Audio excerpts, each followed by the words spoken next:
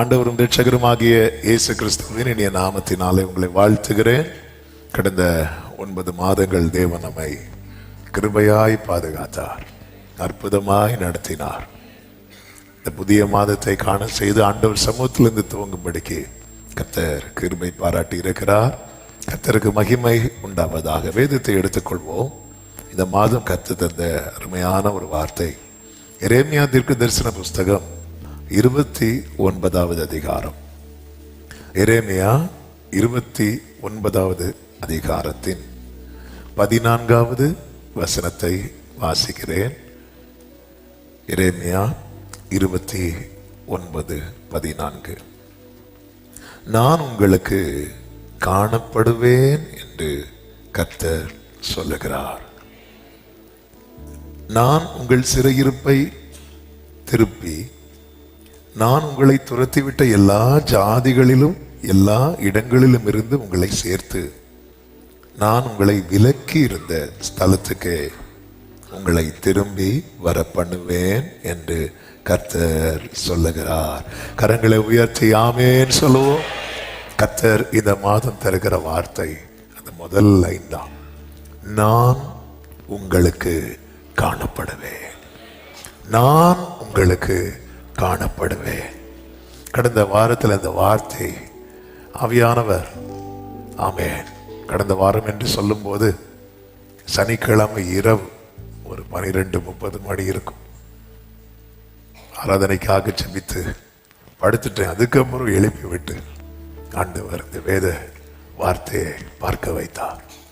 கர்த்தர் எதை சொல்லணும்னு விரும்புகிறாரோ அதை நமக்கு தெரியப்படுத்துகிற தேவன். நான் உங்களுக்கு காணப்படுவேன். I will be found by you. ஆமென்.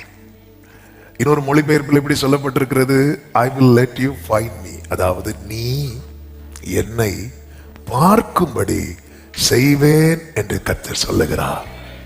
ஆமென் சொல்லுங்க பார்க்கலாம். அதாவது அவர் இருக்கிற வண்ணமாகவே நாம் இப்ப பார்க்க முடியாது. அது எப்பதான் பார்க்க போறோம் தெரியுமா? ஆமென். அது எப்போ பார்க்க போறோம் அப்படின்னா கர்த்தருடைய வருகை நாளிலே அவர் இருக்கிற வண்ணமாகவே பார்க்க போகிறோம். ஆனால் இப்பொழுது கர்த்தர் சொல்ல விரும்புகிற காரியம், ஆண்டவர் வேதத்தில் அவருடையவர்களை சந்தித்த தருணங்கள் ஆதியாகமம் முதல் வெளிப்படுத்தின விசேஷம் வரைக்கும் நம்மால் பார்க்க முடியும். எல்லா தேவ பிள்ளைகளும் ஒரு இடத்துல தேவனால் சந்திக்கப்பட்டிருப்பார்கள்.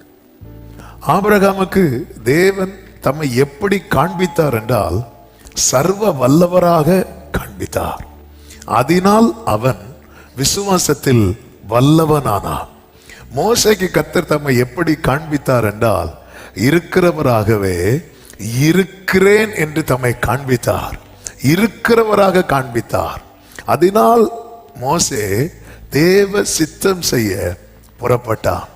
தாவீதுக்கு கர்த்தர் தம்மை எப்படி காண்பித்தார் என்று தாவீது கிட்ட கேட்டா சொல்லுவாரு, ஆமென், எனக்கு அவரை எப்படி காண்பித்தார் தெரியுமா? மெய்ப்பராக காண்பித்தார்.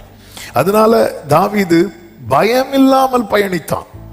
மரண இருளின் பள்ளத்தாக்கிலே ஆமென் நான் பயப்படேன் என்று சொல்லுகிறான். பயம் இல்லாமல் பயணித்தான். யோபுவுக்கு கர்த்தர் தம்மை உயிரோடு இருக்கிறவராக காண்பித்தார். எனவே அவன் இழந்த அனைத்தையும் திரும்ப பெற்று கொண்டார். கர்த்தருக்கு தெரியும் நமக்கு தேவன் தம்மை எப்படி காண்பிக்க வேண்டும் என்பதை அவர் அறிவார். என் விசுவாச வாழ்க்கையாகட்டும், தேவ சித்தத்துக்கு உட்பட்ட காரியமாகட்டும், என் வாழ்க்கையில் நான் பயப்படுகிறதுக்கெல்லாம் என் எல்லா பயத்துக்கும் நீங்களாகி வாழ்கிற விஷயமாகட்டும், இழந்த அனைத்தையும் திருப்பி பெற்றுக் கொள்ளுகிற காரியமாகட்டும், எனக்கு ஒன்று தெரியும், தேவன் தம்மை எனக்கு காண்பிக்கும் போது என்னுடைய எல்லா சிறையிருப்போ மாறும். ஆமென் சொல்லுங்க பார்க்கலாம். 139:8 சங்கீதக்காரன் சொல்லுகிறான், நான் வானத்திற்கு ஏறினாலும் நீர் அங்கே இருக்கிறீர், நான் பாதாளத்தில் படுக்கை போட்டாலும் நீர் அங்கேயும் இருக்கிறீர். இந்த மாதம் ஆமென் இங்க இந்த வார்த்தையை சமீபத்திலும் தூரத்திலிருந்து இருந்து அநேகர் கேட்கிறீங்க. ஆமென், ஆண்டவரே நான் உங்களை பார்க்கணும், ஆண்டவரே இந்த மாதத்தினுடைய ஃபர்ஸ்ட் பிரேயரே எதுவா இருக்கணும் தெரியுமா? நான் உங்களை பார்க்கணும், இனி உங்களை பார்த்தாதான் சால்வா. ஆமென். கிதியோனுக்கு ஆண்டவர் அவரை காண்பித்து தான் அவனை நடத்த வேண்டும் என்று அவசியம் இல்லை. ஆமென். ஆனால் கர்த்தர் அந்த இடத்துல அவனுக்கு தம்மை காண்பிக்கிறார். ஆமென். அவன் என்ன சொல்லுவான் தெரியுமா? ஐயோ, நான் அவரை பார்த்துட்டேன், நான் சாகதான் போறேன். இல்ல, கர்த்தர் தம்மை நமக்கு காண்பிக்கிறது நம்ம கதையை முடிக்கிறதுக்கு இல்ல, நம்முடைய கதையை மாற்றி எழுதுவதற்கு. இதுவரை எழுதப்பட்ட ஸ்டோரி என்ன கிதியோனே? நான் சம்பாதிப்பேன், மீதியானியர் தூக்கிட்டு போவாங்க. நான் சம்பாதிப்பேன், மீதியானியர் தூக்கிட்டு போவாங்க. ஸ்டோரி கர்த்தர் மாற்றி எழுத போகிறார். ஆமென். ஆண்டவரே, அதனாலதான் இங்க சொல்லப்பட்டிருக்கிறது, நீங்கள் முழு இருதயத்தோடும் என்னை தேடினால்,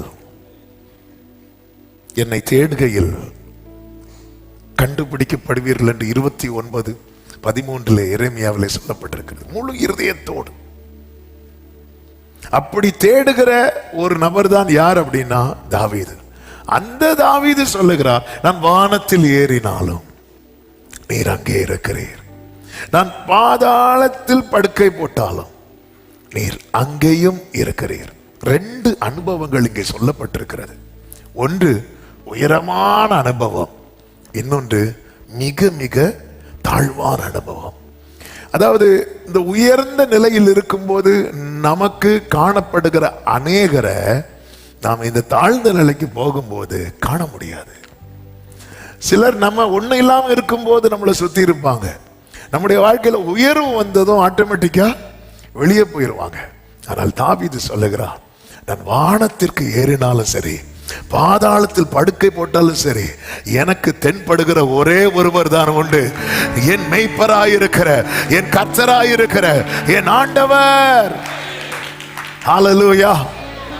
மேலே வானத்தில் ஆனாலும் பூமியில் ஆனாலும் நீர் இருக்கிறீரப்பா, நீங்க இருக்கிறீங்க. அப்போ உயர்வும் அவனை பாதிக்காது, தாழ்வும் அவனை பாதிக்காது. நான் வானத்துக்கு ஏறும்போது, அதாவது என் வாழ்க்கையில் ஒரு உயர்வு வரும்போது கர்த்தர் காணப்படவில்லை என்றால் அந்த உயர்வு என்னை பாதிக்கும். நான் ஒரு தாழ்ந்த நிலை தள்ளப்படும் போது கர்த்தர் காணப்படவில்லை என்றால் அதுதான் என்னுடைய கடைசியா இருக்கும். ஆமென். உயர்வோ தாழ்வோ ஆண்டவர் காணப்படும் போது அது நம்மை பாதிக்காது. இந்த காலை வேளையில் என்னை கேட்டுக்கொண்டிருக்கிற ஒவ்வொருடைய உள்ளம், ஆண்டவரே ஆமென், உங்களை பார்க்கணும். ஆமென். ஆண்டவர், விசுவாசத்தில் நான் தொய்யும் போது நான் உங்களை சர்வ வல்லவரா பார்க்க விரும்புறேன்.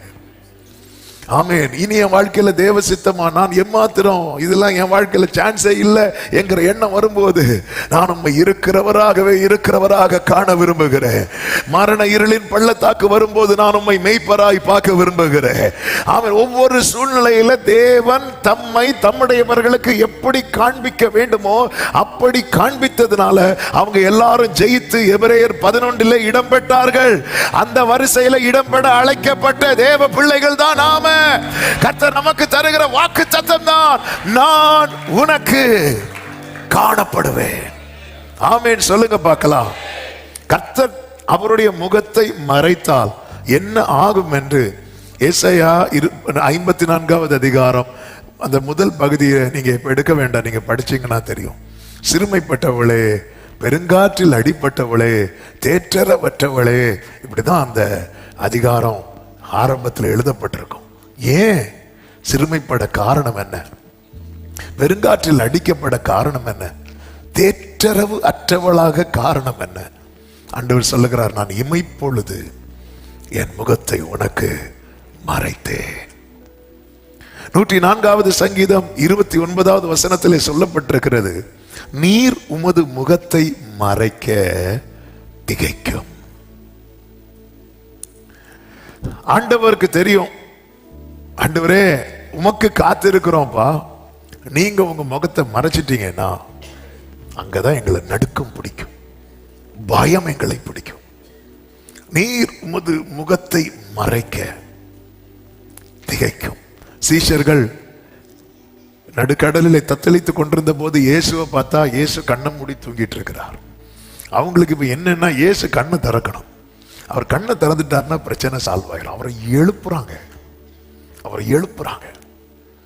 எங்க பயம் போகணும்னா ஆண்டவரே நீர் உண்மை எனக்கு காண்பிக்க வேண்டும்.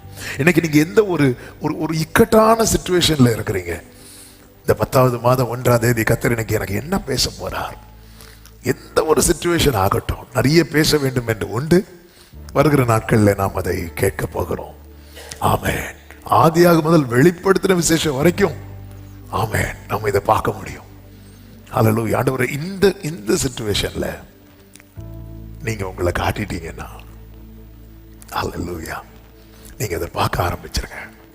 விசுவாசத்துல பார்க்க ஆரம்பித்து விடுங்கள்.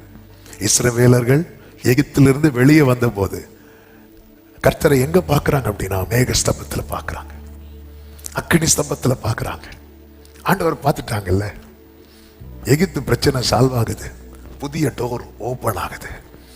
ஆமென். ஆண்டவரே, நான் உங்களை பார்த்துட்டேன்னா நான் இத்தனை வருடம் பட்ட கஷ்டங்கள் எல்லாம் ஒரு முற்றுப்புள்ளி வைக்கப்பட்டு எனக்கு ஒரு புதிய வாசல் திறக்கப்படும். நம்புறவங்க மட்டும் கரங்களை தட்டி ஆமென் என்று சொல்லி தேவனுக்கு ஹல்லேலூயா. ஏசாயா 33வது அதிகாரத்தில் ஒரு அருமையான வார்த்தை சொல்லப்பட்டிருக்கிறது. அதனுடைய 17வது வசனத்தை பாருங்கள். ஏசாயா 33வது அதிகாரம் 17வது வசனம். உன் கண்கள் ராஜாவை மகிமை பொருந்தினவராக காணும். கைகளை உயர்த்தி ஆமென் சொல்லுங்க பார்க்கலாம். உன் கண்கள் ராஜாவை மகிமை பொருந்தினவராக காணும். எந்த ராஜா? சரித்திரத்துக்குள்ள நாம் போகவில்லை, ஆனால் ஆவியானவர் இதை எழுதினதுனால அவரே அதே அதிகாரத்தில் எழுதி வைத்திருக்கிறார். அதனுடைய 22வது வசனத்துல கர்த்தர் நம்முடைய நியாயாதிபதி, கர்த்தர் நம்முடைய நியாய பிரமாணிகர். அடுத்த வார்த்தை எல்லாரும் சேர்ந்து சொல்லுங்க, கர்த்தர் நம்முடைய ராஜா. சத்தம் ஆமென் சொல்லுங்க பார்க்கலாம். அவர் நம்மை ரட்சிப்பார். இனி அதே 17வது வசனத்துக்கு வாருங்கள். உன் கண்கள் ராஜாவை மகிமை பொருந்தினவராக காணும். அடுத்த வார்த்தை, தூரத்தில் உள்ள தேசத்தையும் பார்க்கும். தூரம்னாலே எட்டாதது, தூரம்னாலே தென்படாதது. ஆனா ராஜாவை நீ பார்த்துட்டேன்னா உனக்கு எட்டாதது, உனக்கு தென்படாதது, நீ இதுவரை பார்க்காததை உன் கண்கள் காணும். ஹல்லேலூயா. அது மட்டுமல்ல, அடுத்த வசனத்தில் என்ன சொல்லப்பட்டிருக்கிறது பாருங்கள். உன் மனம் பயங்கரத்தை நினைவு கூறும். கணக்கன் எங்கே, தண்டல்காரன் எங்கே, கோபுரங்களை எண்ணினவன் எங்கே? அடுத்த வசனம் 19. உனக்கு விளங்காத பாஷையும் அரிதற்கரிய ஒரு விதமான பேச்சையும் உடைய அந்த குரூர ஜனங்களை இனி காணாய். ஆமென். ஹல்லேலூயா.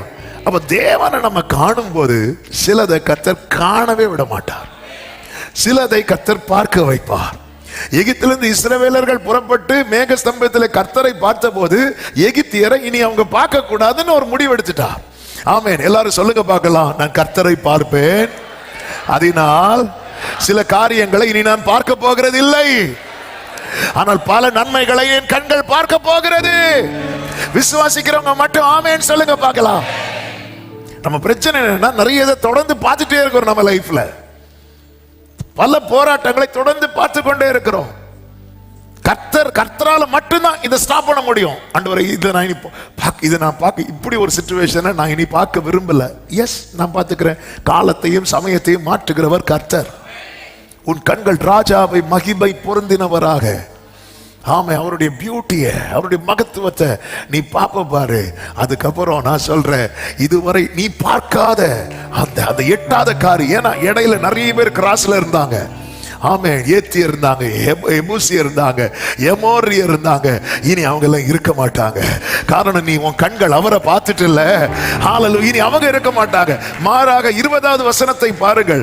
நம்முடைய பண்டிகைகள் ஆசரிக்கப்படும் நகரமாகிய சீயோனை நோக்கி பார். அடுத்த வார்த்தை, உன் கண்கள் எருசலேமை அமெரிக்கையான தாவரமாகவும் பெயர்க்கப்படாத கூடாரமாகவும் காணும்.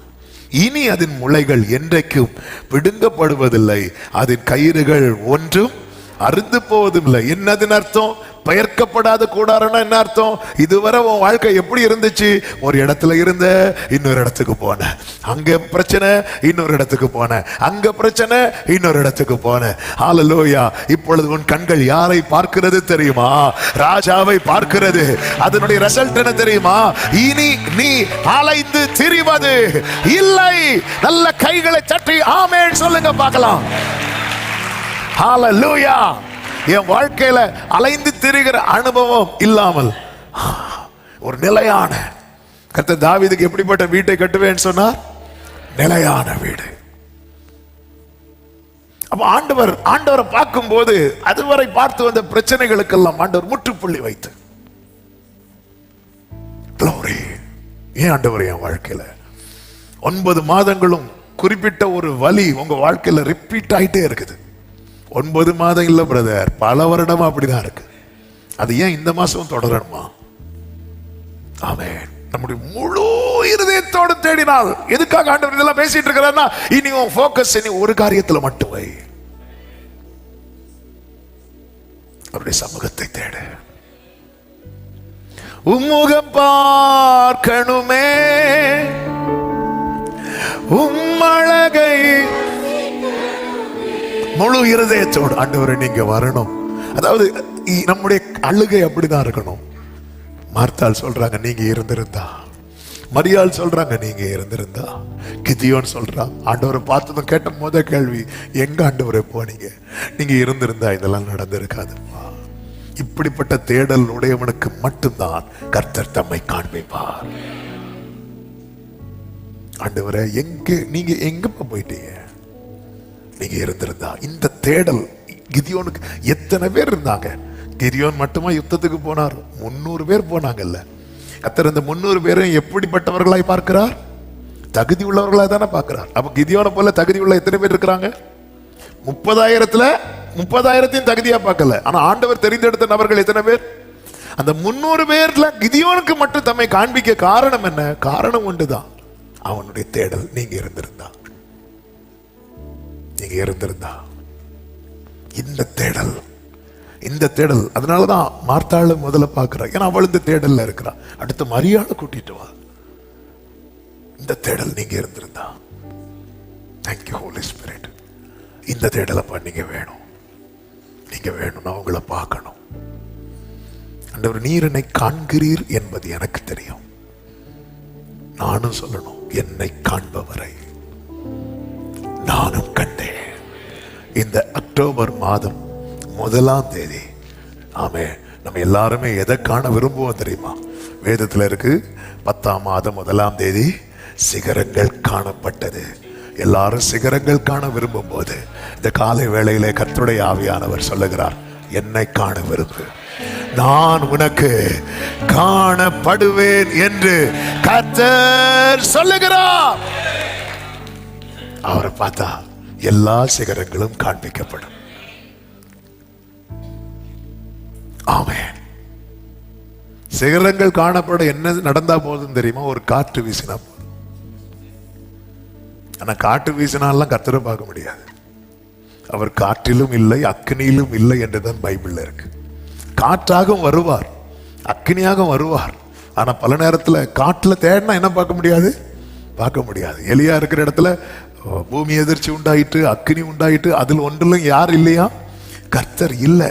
அவர் அப்படி வரணும்னு நினைச்சா வருவார், அது வேற. ஆனா நான் அவரை தேடணும், எனக்கு உங்களை பார்க்கணும். ஆதியாகமம் 18:1 சொல்லப்பட்டிருக்கிறது, பகலின் உஷ்ண வேளையிலே கூடார வாசலிலே உட்கார்ந்து ஆபிரகாம் தன் கண்களை ஏறெடுத்து பார்க்கிறார். Glory. இதோ 3 புருஷர் அவனுக்கு எதிரே நின்றார்கள். அவன் கண்களை ஏறெடுத்து அப்படி அவன் பார்த்துட்டே இருக்கிறான். இதுதான் ஆபிரகாம். அவனுடைய கண்கள் கண்டது. மோசே உற்று பார்த்தான். பார்த்துட்டு போறதில்ல, உற்று பார்த்தான். அப்பொழுது கர்த்தர் அக்கினிக்குள் இருந்து அவனை பார்க்கிறார். நம்மை எப்பொழுதும் காண்கிறவர் நம்மை சந்திக்கும் தருணத்தில் நாம் பார்த்த பிறகு பார்க்கும்படிக்கு வெயிட் பண்ணிட்டு இருக்கிறார். இந்த பார்வை ரொம்ப விசேஷமானது. நான் அவரை பார்க்க, அவர் என்னை பார்க்க, இந்த சந்திப்பு நடக்கும் தெரியுமா? இங்கே நிறைய மாற்றங்கள் உண்டு. ஆமென். இந்த இடத்துலதான் உண்மையிலே மனம் திரும்புதலே நடக்கும். பேதுரு அவரை மறுதலிக்கும் போது யாரை பார்த்துட்டே தான் அவரை தெரியாதுன்னு சொன்னா தெரியுமா? இயேசுவை பார்த்துட்டே சொன்னான். சொல்லும் போது இயேசு அப்படி திரும்பி பார்க்கிறார் பாருங்க. 2 பார்வையும் சந்திக்குது. பேதுரு உடைஞ்சான். ஆமென். வாழ்க்கையில உண்மையான மனம் திரும்புதல், உண்மையான ரட்சிப்பு சந்திக்கிற இடம். க்ளோரி. தமஸ்குக்கு போகிற வழியில அதுதான் நடக்குது. அவன் தரிசனம் கண்டான் என்று பைபிள்ல இருக்கிறது. அந்த பார்வையில தான் அவன் கண்கள் இருக்கிற செதில்கள் எல்லாம் கீழே விழுது. ஒரு புதிய பார்வை. அவனுக்கு அதுவரை லாபமாக இருந்த அனைத்தும் நஷ்டம் என்றும் குப்பை என்றும் அவன் தள்ளினான்.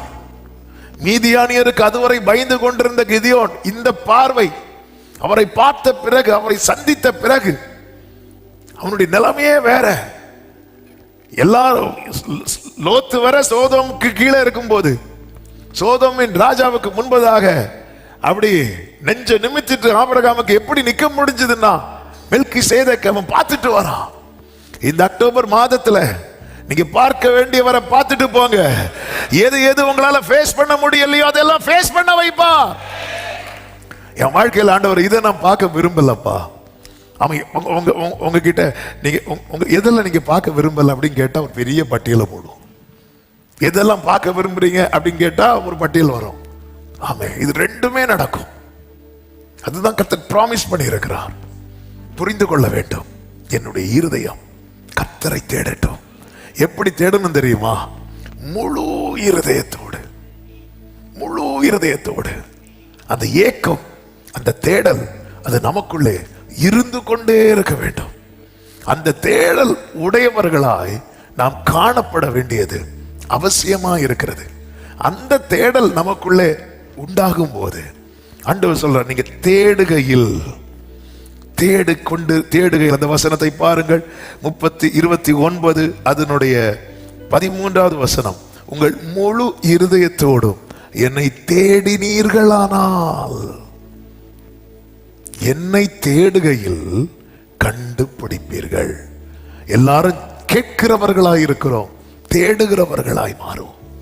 ஜெபத்தின் அடுத்த நிலைதான் தேடுதல். கேட்பதுன்னா எனக்கு அவர் தூதன் அனுப்பினாலும் போதும், எனக்கு பதில் எப்படியாவது வந்தா போதும். தேடுதல் அப்படின்னா எனக்கு அவர் தான் பார்க்கணும், அவர் தான் வரணும். அல்லேலூயா. யாபோ காற்றின் கரையில ஏணி வச்சு தூதர்கள்ல ஏறி இறக்குனா அங்க கதை நடக்காது. அங்க அவர் தான் வரணும். யாக்கோபு அவரை சந்திக்கிறான். 20 வருஷம் ஃபேஸ் பண்ண முடியாத பிரச்சனை, ஏசா பிரச்சனை. 20 ஏசா என்னைக்கு இருந்தாலும், என்னைக்குனாலும் ஏசா பிரச்சனை எனக்கு இருக்கதான் செய்யும். கர்த்தரை ஃபேஸ் பண்ணா பாருங்க. இத்தனைக்கும் 20 வருஷத்துக்கு முன்னாடி யாக்கோபு தனியா தான் இருந்தான். ஆனா இப்பொழுது யாக்கோபுக்கு வேலைக்காரங்கள்லாம் இருக்கிறாங்க, 2 பரிவாரங்கள் இருக்கு. ஆனாலும் ஃபேஸ் பண்ண முடியல. நம்ம ஒண்ணு இல்லாத போது ஃபேஸ் பண்ணாத பல பிரச்சனைகளை இன்னைக்கு எல்லாம் இருக்கும் போதும் ஃபேஸ் பண்ண முடியல. ஆமென். இன்னும் சொல்ல வேண்டுமானால், யாக்கோபு முதல்ல ஏசா ஃபேஸ் பண்ண முடியாம ஓடுனால, அப்போ அவனுக்கும் ஆண்டவருக்கும் சம்மந்தம் கிடையாது. இப்போ ஆண்டவர் அவனை சந்திக்கிறார், பேசுகிறார், எல்லாம் உடன்படிக்கையை கொடுக்கிறார், வாக்குத்தத்தம் கொடுக்கிறார், எல்லாமே இருக்கு. இருந்தும் ஃபேஸ் பண்ண முடியல. இனி ஃபேஸ் பண்ணணும்னா ஒரே வழிதான் இருக்கு. என்ன? நீ அவரை ஃபேஸ் பண்ணணும். நீ அவரை ஃபேஸ் பண்ணணும். நீ அவரை ஃபேஸ் பண்ணணும். அப்பதான் ஆண்டவர் கேட்பார்ல, நீ உன் பேர் என்ன அப்படின்னு. யாக்கோபு உண்மையிலேயே தான் யார் என்பதை உணர்ந்த டைம் அது. நான் ஆண்டவர் சந்திக்கும் போது உண்மையிலே நான் யாரு, நான் எந்த சிச்சுவேஷன்ல இருக்கிறேன் என்பதை தான் யார் என்கிறதை உணராததுனால தானே அவன் ஈசாக்குக்கு முன்னாடி என்ன சொல்லுவாரு? ஏசா என்பான். நம்மை குறித்த உணர்வு இல்லாததுனால நாம் நம்மை குறித்து நம்ம நினைக்கிறது எல்லாமே தப்பு. நான் மேற்கொள்ளுவேன். பேதுரு சொல்வார்ல, நான் உம்மோடு கூட காவலிலும் வர ரெடியா இருக்கிறேன் அப்படிமா. யாக்கோபு ஈசாக்கை விட்டு வெளியே வந்ததும் செஞ்ச முதல் வேலை என்னவா இருக்கும்னு நினைக்கிறீங்க? யாக்கோபு ஈசா கிட்ட எப்படி போவான்? ஏசாவா எப்படி போவான்? ஆபரேஷன் பண்ணிட்டா. அப்போ ஏசாவின் வஸ்திரத்தை போட்டுட்டு போவோம். அப்ப ஈசாக்கு விட்டு வெளியே வந்ததும் யாக்கோபு என்ன செஞ்சிருப்பாரு? ஏசாவின் வஸ்திரத்தை கழட்டி வைப்பான். இதுதான் நடக்கும். நம்ம ஆண்டவர் சமூகத்துல இருந்து அப்படி சொல்லுவோம், ஆண்டவரே நான் உம்மோடு கூட என்ன வந்தாலும் செய்வேன். வெளியே போனதும் அந்த ட்ரெஸ் கலந்துரும், நிக்க முடியாது. நம்ம தேவ சமூகத்துல ஏசாவா தான் நின்றுட்டு இருக்கிறோம். இங்க வந்து ஆண்டவர் என்ன நான் பரிசுத்தமாய் வாழ்வேன், நான் அப்படி வாழ்வேன், நான் இப்படி செய்வேன், உம்மோடு கூட காவலிலும் ட்ரெஸ் கலந்துட்டு என்னெல்லாமோ நிக்கிறோம். முடியல. எப்படி? அதனால ஃபேஸ் பண்ண முடியல. ஈசாக்கை விட்டு அந்த தகப்பனுடைய பிரசன்னத்தை விட்டு போனதும் யாக்கோபு என்ன நினைச்சிட்டு இருந்தானோ அது கலந்துட்டு, அவ்வளவுதான். ஆமே. நம்ம எல்லாம் ஆலயத்துல வந்து நம்மளை வந்து ரொம்ப அப்படி காட்டிட்டு இருக்கிறோம். ஜெப நேரத்தில் அப்படி காட்டுவோம். நம்மள பிரேயர் டைம் முடிஞ்சதும் கலந்துரும் அந்த ட்ரெஸ், அந்த வேஷம் கலந்துரும். ஆமே. சில நேரத்தில் பார்த்து நம்மள மாதிரி விசுவாசிங்க யாருமே இருக்காதுன்னு தோணும். அப்படியே இன்னொரு டைம் பார்த்தா அந்த விசுவாசத்துக்கு ஒரு ஒரு ஒரு சின்ன அம்சம் கூட நம்ம கிட்ட இருக்காது. இதனாலதான் நம்மளால நிறைய ஃபேஸ் பண்ண முடியல. இது மாறணும்னா நீ ஒருத்தர் ஃபேஸ் பண்ணணும். ஹல்லேலூயா. ஆமே. நீ அவரை ஃபேஸ் பண்ணிட்டேனா நீ ஏசாவை ஃபேஸ் பண்ணுவ. அந்த பிரச்சனை அதோட முடிஞ்சது. இந்த காலை வேளையில ஆண்டவரே, என் வேஷங்கள் எல்லாம் உங்களை விட்டு போனதுக்கு அப்புறம் எல்லாம் உங்க முன்னாடி கலந்துட்டுனா நான் வெளியே போய் ஏமாற மாட்டேன். நான் சொல்றது எத்தனை பேருக்கு புரியுது? ஆண்டவர் சமூகத்துல வேஷம் கலந்துடட்டும். மார்க்கு சுவிசேஷத்துல இருக்கு, டைம் ஆயிட்டு எடுக்க வேண்டாம். இயேசு பஸ்கா ஆசரித்து அதுக்கப்புறம் இயேசு பிடிக்க வருவாங்க தெரியுமா? பிடிக்க வரும்போது சீஷர்கள் எல்லாம் ஓடுவாங்க, ஒரு வாலிபனும் ஓடுவானாம். அவன் ஒரு துப்பட்டி ஒரு லுங்கிய போர்த்துட்டு ஓடிட்டு இருப்பான். அவனை பிடிச்சதும் ட்ரெஸ்ஸு வந்துடும். பைபிள் என்ன சொல்லியிருக்கு தெரியுமா? அவனுக்கு உள்ள ஒண்ணுமே இல்லை, வெறும் மேலே உள்ள யார் பார்க்க போறா அப்படின்னு சொல்லிட்டு மேலே மட்டும் ஒரு துணியை போட்டுட்டு வந்தான். பிரச்சனைன்னு வந்ததும் அந்த ட்ரெஸ்ஸை உருவிட்டாங்க. அதை அவன் போட்டுட்டு ஓடுறான். பைபிள் அது தெளிவாக எழுதி இருக்கு. ஆமாம். அது இப்போ எடுத்து அது ரெஃபரன்ஸ் எனக்கு தெரியல, மார்க் சுவிசேஷத்தில் இருக்கிறது. பார்த்தா சொல்லுங்க. 14:52 பாருங்க. 51 52 பாருங்கள். 50 பாருங்க. எல்லாரும் அவரை விட்டு ஓடி போனார்கள். ஒரு வாலிபன், அது யாருன்னு பேர் போடல ஆண்டவர், பாத்தீங்களா? கேவலப்படுத்தல. ஆமென். ஒரு வாலிபன் ஒரு துப்பட்டியை மாத்திரம், துப்பட்டினா லுங்கின்னு வச்சுக்கோங்களேன், தன்மேல் போர்த்து கொண்டு அவர் பின்னே போனான். அவனை பிடித்தார்கள். அவன் தன் துப்பட்டியை போட்டுவிட்டு நிர்வாணமாய் அவர்களை விட்டு உள்ள ஒண்ணு இல்ல. ஆமே. இவர் கூட இவ்வளவு நாள் ஃபாலோ பண்ணிட்டு இருந்தான் பாருங்க. எந்த சீசன் தான் தெரியல. ஆமே. இவ்வளவு நாள் இருந்தான் அவருக்கு முன்னாடி வச்சு. நான் ஆவிக்குரிய கண்ணோட்டத்தோடு இதை சொல்றேன். நம்ம எல்லாம் ஆண்டவர்கிட்ட அவன் எப்படி இருக்கிறான் தெரியுமா? துப்பட்டியை போட்டுட்டு இருக்கிறான். ஆனா இன்னொரு பிரச்சனைன்னு வரும்போது, இவனை பெரிய விசுவாச வீரன் சொன்னீங்க, துணியை பிடிச்சதுமே சரண்டர் ஆயிட்டான்.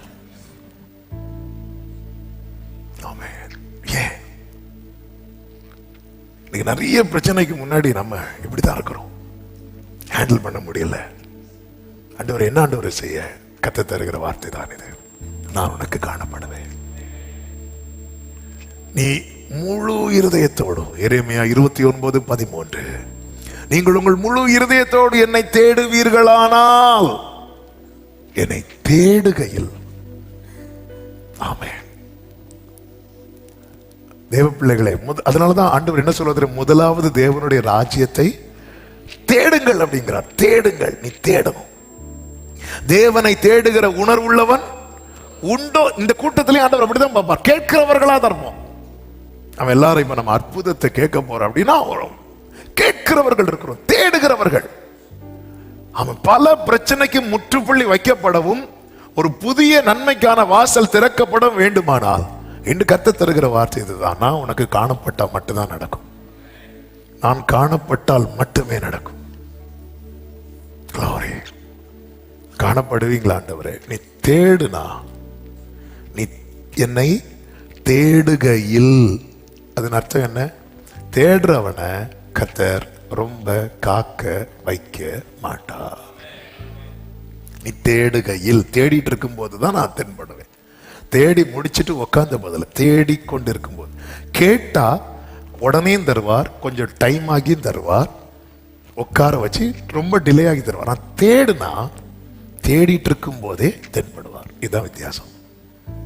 நீ தேடுகிறவனா மாறிட்டேன்னா, கேட்கிறவனா மட்டும் இருக்கிறதுனாலதான் ரொம்ப வெயிட்டிங்ல வச்சிட்டு இருக்கிறார். நீ தேடுறவனா மாறிட்டீங்கன்னா வெயிட்டிங் பீரியட் எல்லாம் முடிவுக்கு வரப்போகுது. நான் சொல்லுகிறது எத்தனை பேருக்கு புரிகிறது என்று தெரியவில்லை. ஆண்டவரே, நான் ரொம்ப வருஷம் காத்திருந்தேன். நீ தேடுகிறவனாய் மாறு.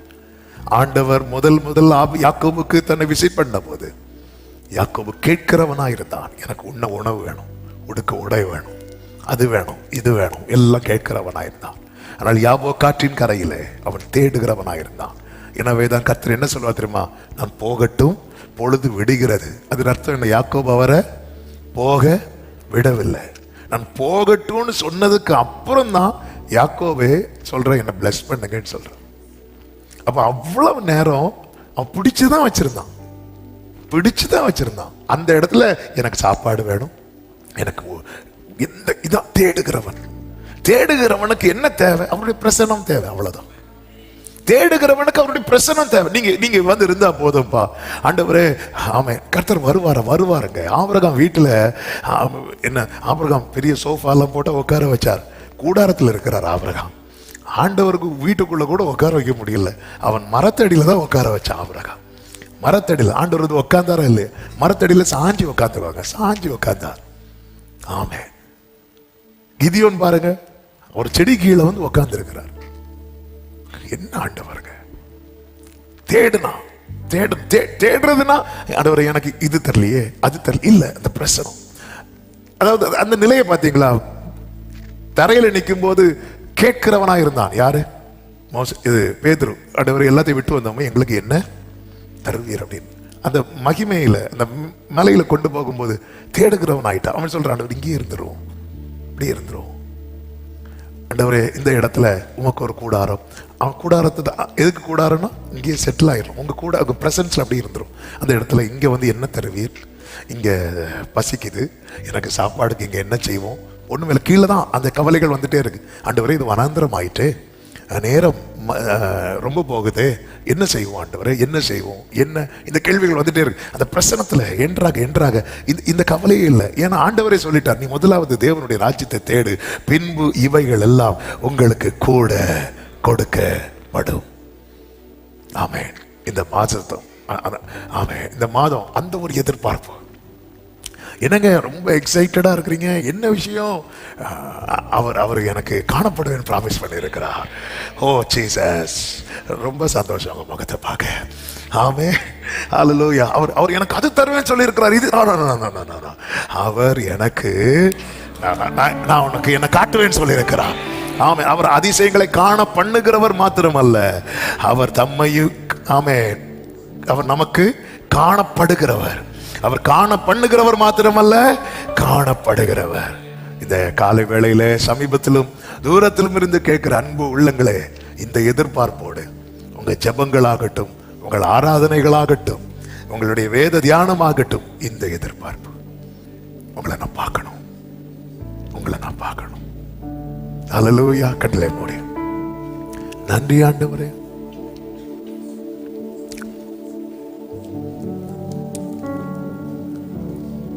Thank you, Holy Spirit. நீங்க நினைக்கல, நான் இதுவரை இப்படி தேடவே இல்லையா அவரை. ஆண்டவரே, சிலதை பார்க்கணும், சிலதை பார்க்க கூடாது என்பதற்காக அல்லப்பா, எனக்கு உங்களை பார்க்கணும். எனக்கு முழு இருதயத்தோடும் தேட வச்சிருக்கப்பா. உண்மையிலே எத்தனை பேர் அதை கேட்கறீங்க? அப்படி கேட்கிறவங்க உங்க வலது கரத்தை உயர்த்தி உங்க இடது கரத்தை இருதயத்துல வச்சு, என் பிரச்சனை சால்வ் ஆகிறதுக்காக இல்ல ஆண்டவரே, நான் உனக்கு காணப்படுவேன். எவ்வளவு நல்ல தேவனுங்க. பிரச்சனைன்னு வரும்போது ஓடி ஒளிகிறவர் அல்லங்க அவர். நமக்கு ஒரு ஆபத்துனதும் ஹல்லேலூயா, அவர் தம்மை வெளிப்படுத்துகிறவர், தம்மை வெளிப்படுத்துகிறவர் நல்ல கர்த்தர் அவர். ஆண்டவரே, என் இருதயம் வேற எதையுமே தேடக்கூடாது. இந்த 10ஆம் மாதம் 1ஆம் தேதி காலையில இது ஒரு ஜெபத்தை செய்ய ஆவியானவர் ஏவுகிறார். என் இருதயம் பல காரியங்களை தேடுகிற கூட்டத்தில் நீங்க அப்படி இருக்கக்கூடாது. என் இருதயம் உண்மை மட்டுமே. இந்த புதிய மாதத்தின் கால வேளையில் உங்க சமூகத்தில் எங்களை அழைத்து கொண்டு வந்து பாட துதிக்க ஆராதிக்க வைத்த அன்புக்காக ஸ்தோத்திரம். தகப்பனே, எங்களோடு பேசி நீ தந்த நல்ல வார்த்தை நீர் ஆண்டவரே உம்மை எங்களுக்கு காண்பிக்க விரும்புகிறீர்.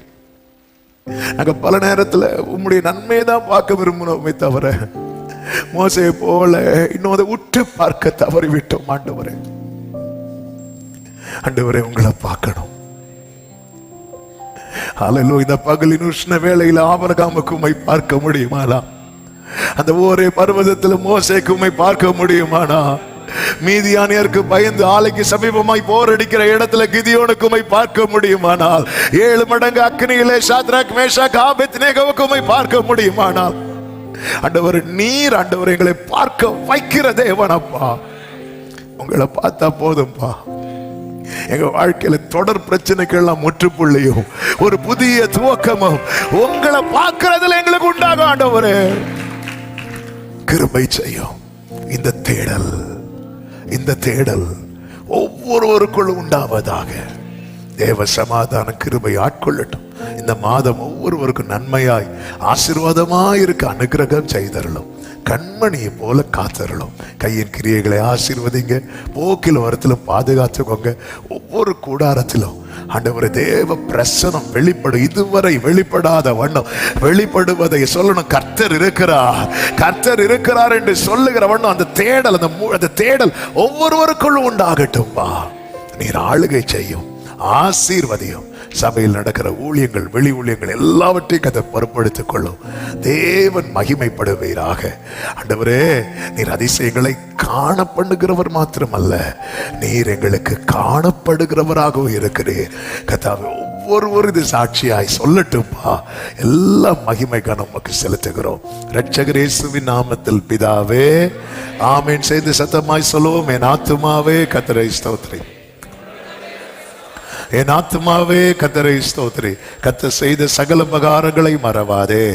ஆமே. நம்முடைய கர்த்தராகிய இயேசு கிறிஸ்துவின் கிருபையும் பிதாவாகிய தேவனுடைய அன்பும் பரிசுத்த ஆவியானவருடைய ஐக்கியமும் சிநேகமும் பாதுகாவலும் நம் அனைவரோடும் எல்லா பரிசுத்தவான்களோடு கூட விசேஷமாய் கர்த்தரை முழு இருதயத்தோடு தேடுகிறவர்களோடு கூட கர்த்தருடைய வருகை மட்டும் தங்கியிருப்பதாக. ஆமென். ஹல்லேலூயா. God bless you. கர்த்தர் உங்களை ஆசீர்வதிப்பாராக. ஆமென். நான் அல்ல இயேசுவே என்னில் வாழ்கின்றார். இனி நான் அல்ல இயேசுவே என்னில் வாழ்கின்றார். நான் அல்ல இயேசுவே என்னில் வாழ்கின்றார். இனி நான் அல்ல இயேசுவே